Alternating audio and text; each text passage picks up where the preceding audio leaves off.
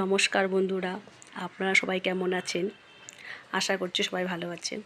আজকে আমি বানাবো কস্তুরি চিকেন।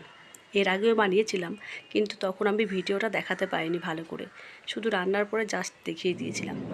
এখানে আমি নিয়েছি 700 গ্রামের মতন চিকেন, ভালো করে ধুয়ে নিয়েছি। এবার এর মধ্যে সর্ষের তেল দিয়ে দিলাম। এরপরে আমি দেব নুন, তারপরে দিচ্ছি হলুদ গুঁড়ো,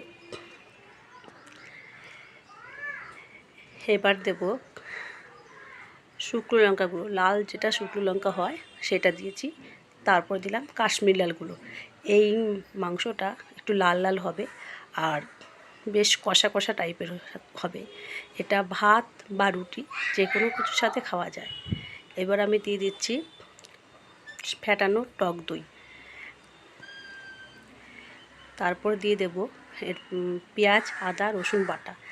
আমি এখানে দুটো বড় সাইজের পেঁয়াজ নিয়েছিলাম, কারণ এটাতে পেঁয়াজ বাটাটা একটু বেশি পরিমাণে লাগে। এবার আমি সমস্ত মশলা মাংসের সাথে মিশিয়ে ভালো করে মেখে নেব, যাতে প্রত্যেকটা মাংসের ভেতরে মশলাগুলো এইভাবে ভালো করে মিশিয়ে মিশিয়ে মাখাতে থাকবো। যত মাংস কষা মশলাটার সাথে মিশবে তত মাংস টেস্টি এবং জুসি হবে খেতে। প্রসঙ্গে বলে রাখি, আমি এখানে একটু জিরে আর ধনে গুঁড়ো ইউজ করেছিলাম, কিন্তু ভিডিওটাতে আমি দেখাতে পারিনি। এবার আমি চাপা দিয়ে এটা কিছুক্ষণের জন্য রেখে দেব। এবার শুকনো কড়াইতে আমি, যেহেতু কস্তুরি চিকেন, তা কসুরি মেথিটা তো লাগবেই, মাস্ট। এটা আমি শুকনো কড়াইতে একটু ভেজে নেব। যতক্ষণ পর্যন্ত এটার গন্ধটা আসবে ততক্ষণ পর্যন্ত একটু ভাজব, তাতে মাংসেতে যখন এটা ইউজ করব তখন এটার ফ্লেভারটা খুব ভালো আসবে, মাংসটা খেতে খুব সুস্বাদু লাগবে খেতে। এবার কড়াইতে সর্ষের তেল দিয়ে একটু বেশি পরিমাণে সর্ষের তেল দিচ্ছি। এর মধ্যে কেটে রাখা বড় সাইজের আলু, বেশ বড় বড় করে কেটে নিয়েছি, ওই আলুগুলো লাল লাল করে ভেজে নেব। এবার আমি আলুটা দিয়ে দিচ্ছি কড়াইতে।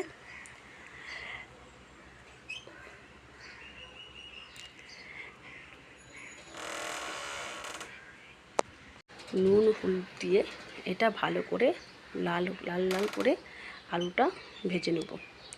আমাদের এখানে এখন বেশ হালকা রোদ উঠেছে। আপনাদের ওখানে কেমন ওয়েদার একটু জানাবেন।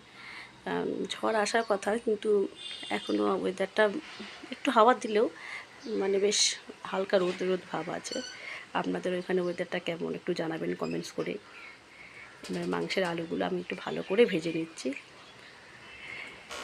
এটা যতক্ষণ পর্যন্ত লাল লাল হবে না ততক্ষণ পর্যন্ত এটাকে ভেজে নিতে হবে। এবার চাপা দিয়ে ভালো করে লাল লাল করে ভেজে নেব। এই আমার আলু ভাজা হয়ে গেছে। এইরকম লাল লাল করে মাংসের আলুটাকে ভেজে নিতে হবে। এবার আমরা তুলে নিচ্ছি মাংসের আলুটাকে। এর মধ্যে এবার কড়াইতে আমি একটা শুকনো লঙ্কা, গোটা গরম মশলা ফোড়ন দিয়ে দিলাম। আর এর মধ্যে আমি ম্যারিনেট করে রাখা মশলা মাখানো মাংসটা দিয়ে দেবো। দিয়ে ভালো করে মাংসটাকে কষিয়ে নেব। এবার এর মধ্যে সব মাংসটাই দিয়ে দেবো, এর মধ্যে দিয়ে ভালো করে কষিয়ে নেব।